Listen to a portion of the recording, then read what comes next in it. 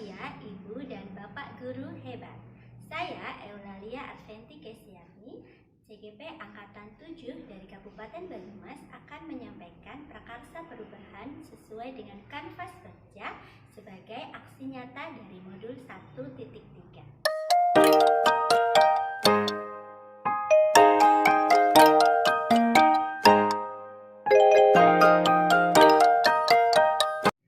Prakarsa perubahan yang saya buat sesuai dengan kanvas baca adalah meningkatkan keterampilan coaching terhadap rekan sejawat maupun terhadap murid.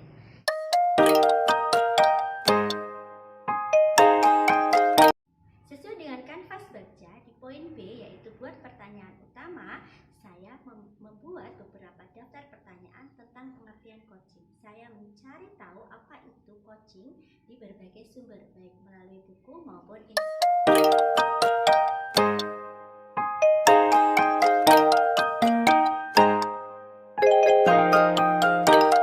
Kemudian di poin kedua yaitu A, ambil pelajaran. Saya mencari tahu rekan yang sudah mempraktekkan coaching terhadap rekan sejawatnya.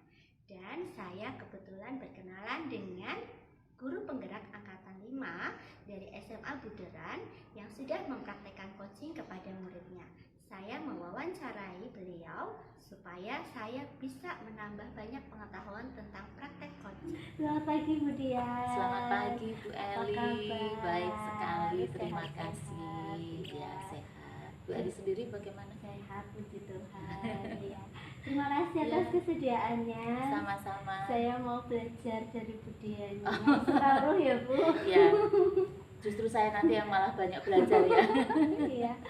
Jadi Ya. gini Bu, Gimana? saya untuk prakarsa perubahan baca di aksi nyata modul 1.3 saya prakarsa perubahannya adalah kemampuan meningkatkan keterampilan coaching. Nah, Ibu Dian kan sudah pernah melaksanakan coaching gitu. Iya, apa yang bisa saya bantu nih? Nah, itu saya kan pengen tahu sharing pengalamannya waktu melakukan coaching itu kapan Ibu? Lalu kepada siapa? Iya, kalau kapan tepatnya saya lupa ya, karena itu juga untuk memenuhi tugas CGP juga. Kalau terkait dengan coaching sesungguhnya saya sendiri juga masih harus banyak belajar mendalami karena materi juga baru dapat. Kalau ditanya kepada siapa, yang pertama kepada siswa, yang kedua kepada rekan sejawat. Ya, beberapa bulan lalu lah, mungkin sekitar 2-3 bulan lalu. Ya, mungkin bisa cerita Bu proses awalnya kenapa murid tersebut atau guru tersebut salah satu gitu ya mungkin ya menurut Bu Dian perlu di coaching gitu. Kalau terkait dengan siswa itu kebetulan kan saya di kesiswaan ya Bu. Di kesiswaan itu melihat anak sudah pernah terlambat, kemudian di hari itu terlambat lagi.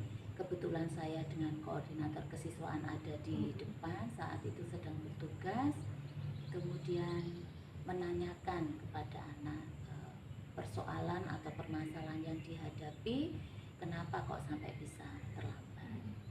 Kemudian prinsipnya dari coaching itu mendampingi anak untuk menggali supaya anak bisa menemukan sendiri solusinya. Kemudian itu ada anak kelas 12 waktu itu. Kemudian saya tanya sudah berapa kali terlambat, katanya 2. Kalau 2 kali, kemudian dia mengatakan tahu konsekuensinya kalau 3 kali pasti orang tua dipanggil. Kemudian saya tanyakan alasannya mengapa terlambat, mengatakan bangun kesiangan seperti itu. Terus kemudian saya gali pertanyaan mengapa sampai bangun terlambat. Dia menyampaikan ya belajar tapi lanjut main game.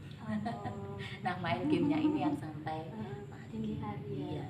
Kemudian dari saya dan Pak Dipa waktu itu mengarahkan dia menyadari kesalahannya.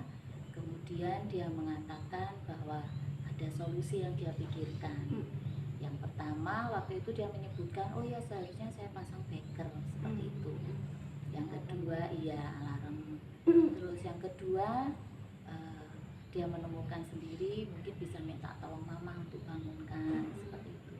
Ya memang solusinya menurut dia itu motivasi untuk bangun dari dia sendiri, seperti itu.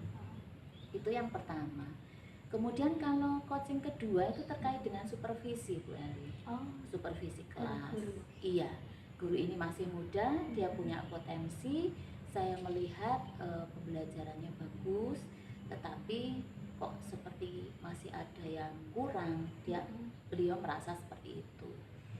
Guru sejarah waktu itu kemudian cerita ke saya gitu, kemudian gimana kalau minta tolong untuk melihat mengajar di kelas itu. Kemudian setelah mengajar kami ngobrol, sharing. Sebetulnya metode yang digunakan, yang dipakai sudah sangat bagus.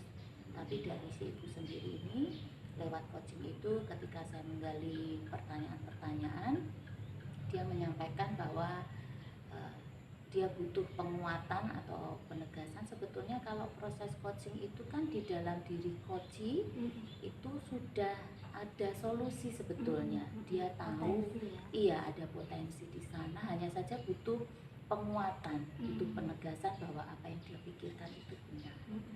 Ya waktu itu dia mengatakan, oh dengan metode yang saya pakai waktu itu dia menggunakan kartu tentang kolonialisme, kemudian inilah filosofi negara-negara itu. Kan beliau sejarah yang mengajarnya. Sudah dengan menggunakan alat peraga. Iya, sudah menggunakan alat peraga, sebetulnya sudah bagus, tetapi kemudian dari coaching itu dia menemukan sendiri solusi bahwa itu bisa digunakan metode yang lain juga. Gitu. Kebetulan guru ini kan punya semangat yang bagus, kemudian kreativitas yang tinggi juga. Ya mau belajar, Bu. Dia menyampaikan bahwa metode-metode yang dia gunakan itu dia belajar dari YouTube. Di YouTube kan banyak metode pembelajaran. Nah, saya melihat memang sangat bagus. Kemudian dari obrolan kami, dia merasa percaya diri. Oh ya, kemarin kan saya menggunakan metodenya masih manual ya Bu Dian, berarti besok saya bisa nih menggunakan digital. Anak-anak bisa main game itu lewat Android gitu ya. Akhirnya dia menemukan sendiri, punya semangat, kemudian dia juga sudah mengeksekusi kapan dia akan melaksanakan itu. Ya kemudian dia terapkan sendiri seperti itu. Terima kasih sharingnya Bu Dian. Ya, berarti intinya sama-sama. proses coaching itu tidak hanya bertujuan untuk menyelesaikan permasalahan ya, tidak hanya bertujuan menemukan solusi ya, tapi juga bisa untuk meningkatkan kompetensi seseorang. Iya, jadi sebetulnya kan setiap guru dan mungkin murid gitu ya, itu punya potensi yang kita harus kembangkan. Hanya saja untuk mengembangkan itu kita sebagai coach di proses coaching itu membantu bagaimana mereka menemukan bahwa oh ternyata seharusnya bisa begini, bisa begitu, dan pada akhirnya dia punya komitmen untuk melaksanakan itu sehingga potensi yang dia miliki itu bisa meningkat lebih baik ya. Begitu. Apa bedanya dengan mentoring ya Bu Dian? Kalau mentoring menurut saya itu sebetulnya mentoring dan coaching sama-sama proses pendampingan ya. Kalau mentoring itu dia bisa dilakukan secara individu, bisa juga secara kelompok. Tetapi kalau coaching itu individu, individu saja. Nah kalau mentoring juga sebetulnya itu kan melatih ya, proses untuk melatih seperti itu. Dia ada transfer ilmu lah di sana. Tapi kalau coaching lebih ke menggali potensi ya, potensi coaching ya. Ada kendala nggak ya Bu ketika melakukan coaching itu? Biasanya kendala yang muncul itu apa? Apakah pernah dia tidak tahu sama sekali apa potensinya atau kesulitan mengungkapkan? Sebetulnya kalau kesulitan mengungkapkan ya mungkin ada kesulitan itu. Justru itu tidak semua orang itu mau mengungkapkan sebetulnya. Gitu ya. Memang kalau dalam proses coaching itu mengutamakan prinsip kemitraan. Itu karena kita mitra, karena kita sejajar, ya kita hanya sharing seperti itu, bukan menggurui, bukan juga untuk memberikan solusi atau memberitahukan jalan keluar masalahnya, tidak, tetapi kita hanya membantu memberikan keyakinan atau ketegasan terhadap potensi yang dia miliki. Seperti itu. Setara ya. Iya. Jadi prosesnya bisa dari Bu Dian yang memulai, bisa juga dari Iya, yang betul. bersangkutan Iya, ya, untuk bertanya ketika dia punya keinginan untuk meningkatkan kompetensinya. Iya, iya. Kita hanya kayak bidan aja ya Bu ya, membuka jalan lahirnya Iya. potensi itu ya. Iya, betul Bu Eli. Oke, terima kasih banyak Bu Dian atas Sama-sama. sharingnya, Iya. sangat menginspirasi. Saya jadi belajar banyak. Terima kasih terima kembali, kasih. Sukses sukses selalu Bu selalu ya. Dian. Buat Bu Eli juga sukses Iya, deh. terima kasih.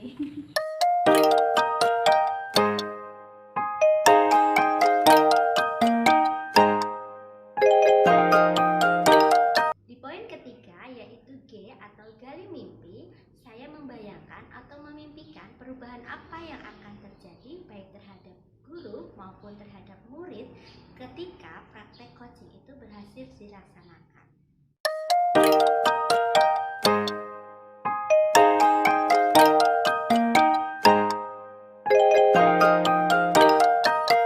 Jabarkan rencana, saya membuat rencana detail tentang praktek coaching yang kira-kira bisa saya laksanakan. Saya mencari tahu kira-kira siapa yang butuh untuk diberi coaching.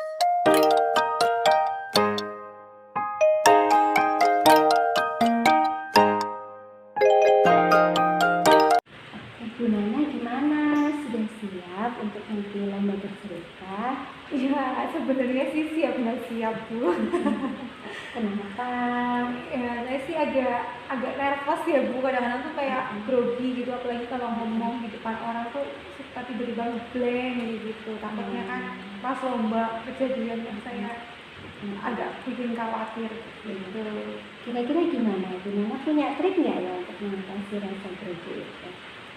Sebenarnya sih untuk mengatasinya kalau dari saya harus persiapan yang lebih matang kayaknya Bu ya. Terus sama butuh banyak latihan aja sih kayaknya.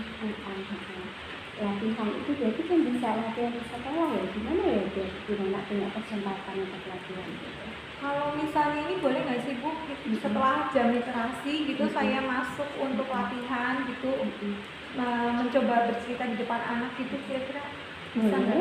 Boleh, bisa saja. Jadi gimana terbiasa gitu ya, terbiasa dengan ceritanya gitu ya. Terus kira-kira dengan cara seperti itu sudah bisa untuk mengatasi rasa groginya? Mungkin kan walaupun audiensnya agak sedikit berbeda ya, juri sama anak-anak, tapi paling enggak mentalnya saya terbangun gitu berbicara di depan umum gitu. Oke, mulai besok kita latihan di depan anak-anak ya. Oke, semangat Bu Nana. Iya.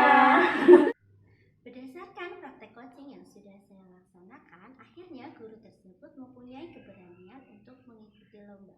Dan meskipun tujuannya bukan untuk memenangkan lomba, guru tersebut berhasil meningkatkan kepercayaan diri dan membuktikan kepada dirinya sendiri bahwa dia mampu mengikuti lomba, mampu bercerita di depan juri maupun di depan anak-anak. Harapannya setelah praktek coaching ini dilaksanakan, guru tersebut semakin percaya diri dan bisa semakin termotivasi untuk mengajar menjadi lebih baik. Demikian kanvas baca yang sudah saya laksanakan, prakarsa perubahan yang sudah saya laksanakan sesuai dengan modul 1.3. Semoga menginspirasi Bapak dan Ibu semua. Salam dan bahagia Ibu dan Bapak guru hebat.